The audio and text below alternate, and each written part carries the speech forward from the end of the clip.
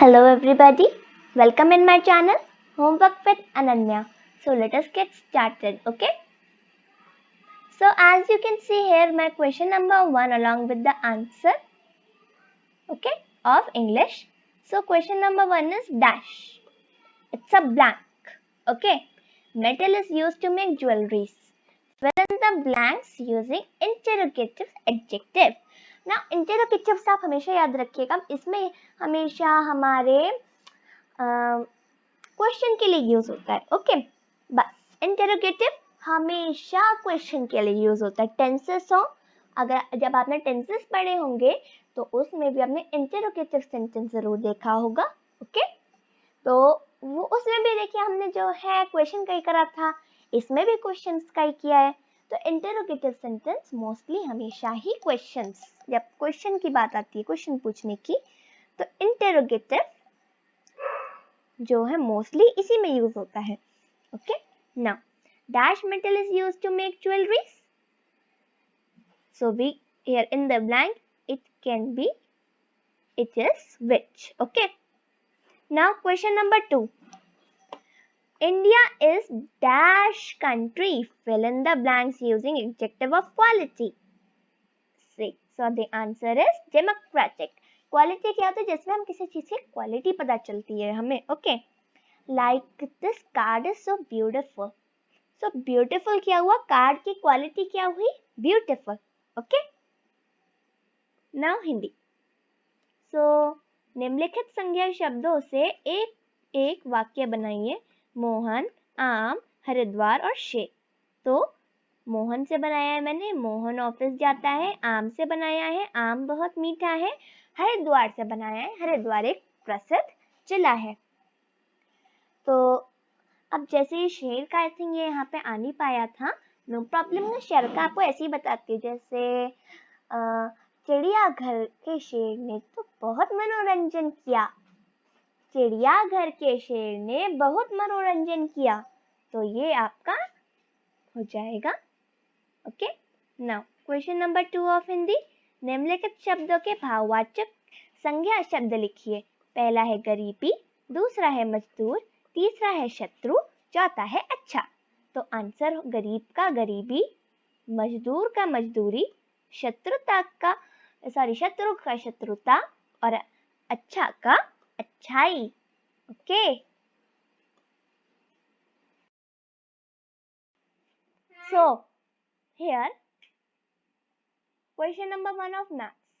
The number of the common prime factors of 75, 60 and 105 is A part 2, B part 3, C part 4, D part 5.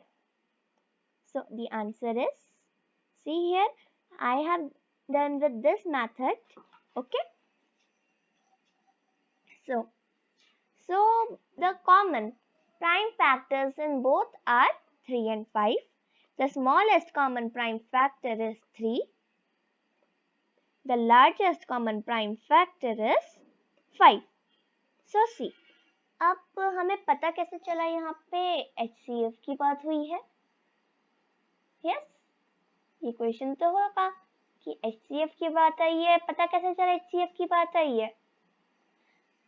यहाँ पे factors की बात हुई थी, prime factors, उससे हम समझ के ये HCF की बात आई है। मैंने वहाँ पे भले मेंशन किया है कि लार्जेस्ट कौन सा और स्मॉलेस्ट कौन सा है, बट जो आपका एग्जैक्ट आंसर में आएगा वो आपका 5 होगा।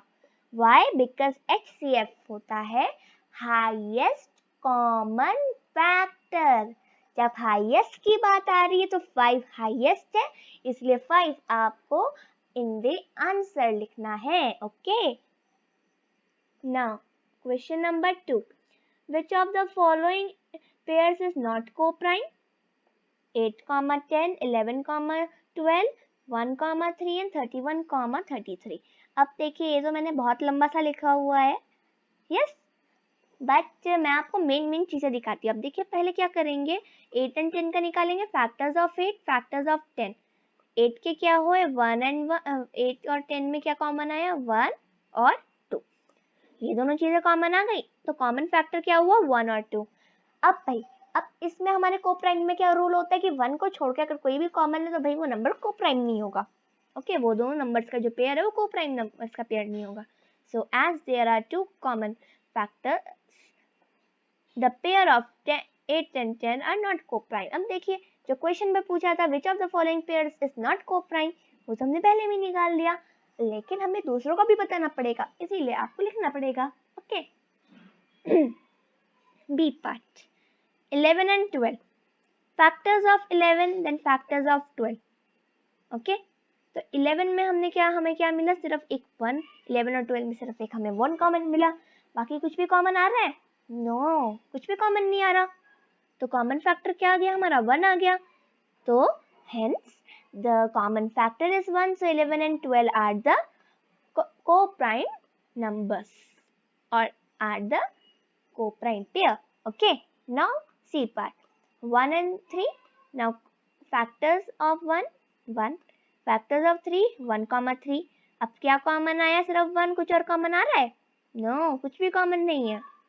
तो common factor is 1, as the common factor is 1, so 1, 3 are co-prime numbers। Okay, now D part 31 and 33, now factors of 31 then factors of 33। यहाँ पे factors लिख दिए। अब क्या कॉमन दिख रहा है, सिर्फ एक 1 दिख रहा है कॉमन, कुछ और कॉमन है? नो, कुछ भी कॉमन नहीं है। तो factors, common factors 1, hence 31 and 33 are co-prime numbers as their common factor is 1। okay, now अब देखिए मैंने ये जो मीन है ना, मैंने इसे रेड में कर दिया था। 8 and 10 is the pair of numbers which is not co-prime। okay, now science, what is malnutrition? Question number 1, answer is lack of some essential nutrients। essential nutrients means zaruri, important nutrients। okay, in the diet are known as malnutrition। इस answer का meaning क्या हुआ, जब हमारे जो body है उसमें कुछ जरूरी न्यूट्रिएंट्स की कमी हो जाती है, तो हमारी जो डाइट होती है, जैसे अगर उसमें कुछ भी हमारे जो जरूरी न्यूट्रिएंट्स अगर वो उनकी कमी हो जाती है तो उसे हम malnutrition कहते हैं। Okay, question number 2 now, why is it is advised to take iodized salt? Answer is it is advised to take iodized salt because it is rich in iodine which is essential for our body। okay, now social science here, question number 1 is what were the things found at Dowjali Harding by archaeologists? Now kitchen items such as grinders, pestles and mortars were found। okay, you can add that in this answer that kitchen items such as grinders, pestles and mortars were found at Dowjali Harding। okay, so see here is the question number 2 along with the answer. Write a short note on parallel longitudes and meridians of longitude। Answer is all parallel circles from the equator up to poles are called parallels of longitude। so मैं एक बार इसका दिखाती हूँ, once a minute please। मैं अभी जो है ना आपको ये इसका जो मैंने आपका यहाँ पे आंसर लिखा है ना, इसका मैं आपको मीनिंग बताती हूँ। Just a second.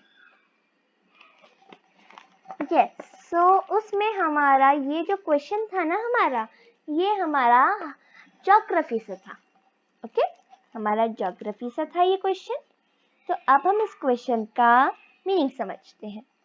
तो आंसर में लिखा था हमने और parallel circles from the equator up to the poles are called parallels of longitudes.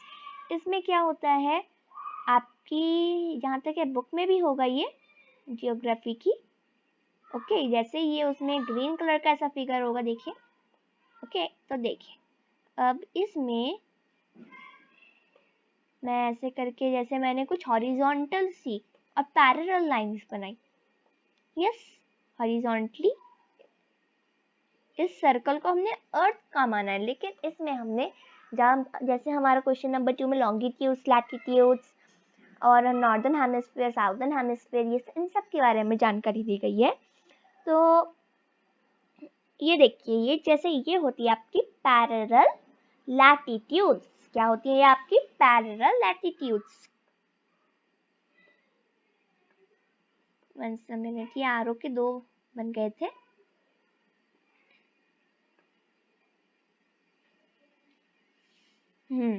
सो तो ये होती, क्या होते हैं ये आपकी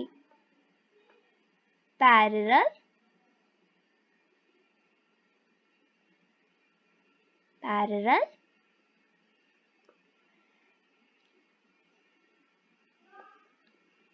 of longitudes. Okay.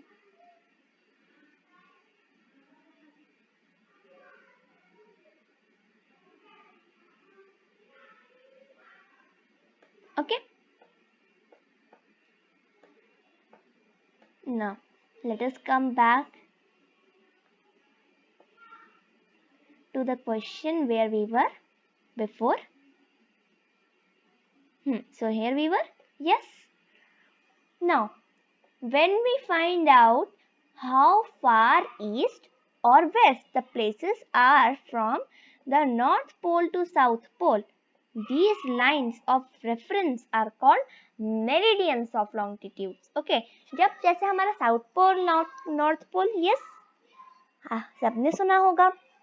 तो जब हम ये निकालते कि अगर एक वहां पे है, एक वहां पे है, तो इनके बीच का डिस्टेंस ऐसे हुआ, तो मतलब ऐसे करके हमारा ये निकलता है। ओके, जैसे मैं आपको एक एग्जांपल अभी देती हूँ। For example that tonga island in Pacific ocean. Pacific ocean पे आइलैंड्स होते हैं ना पानी के ऊपर। यस, आपको पता है, it is a surface which is surrounded by water from all the sides. Okay, so for example that Tonga Islands in Pacific Ocean and Mauritius Islands in Indian Ocean are situated at the same latitude. Okay, means 20 degrees south. Okay, now in order to locate them precisely, we must have to find how far east or how far west. Okay, how far east or how far west these places are from a given line of reference running from North Pole to South Pole. Okay, running from North Pole to South Pole. Okay, so okay, now so these lines of reference are called meridians of longitude. Okay, so it was the homework solution of today's homework. Okay, so we'll meet again very soon in the next video. Till that, bye bye and have a wonderful day.